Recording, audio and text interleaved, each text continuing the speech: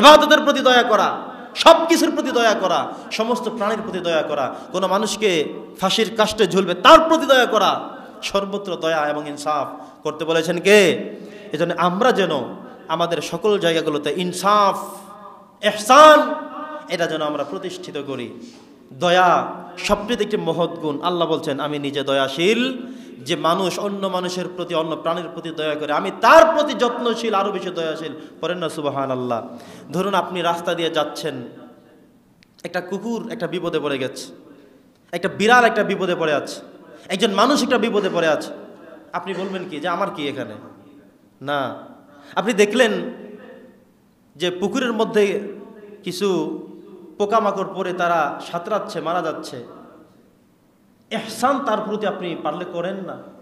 অন্তত তাদেরকে একটি কিছু দিয়ে দেন যেন তারা সেখানে উঠে ভরসা নিতে পারে, সেখানে উঠে দাঁড়াতে পারে, জীবনকে রক্ষা করতে পারে।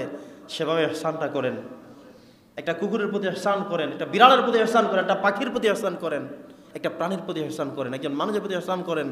ইহসান, আল্লাহ বলছেন, যখন তুমি তোমার ইহসানকে, যখন তুমি তোমার দয়াকে উন্মুক্ত করে দিলে, তখন আমি আল্লাহ তাআলা খুশি হয়ে তোমার জন্য তোমার দয়াকে সম্প্রসারিত করে রিজিকের মর্যাদাকে আরো বুলন্দিত করে দেই। সুবহানাল্লাহ, আরো বুলন্দিত করে দেই।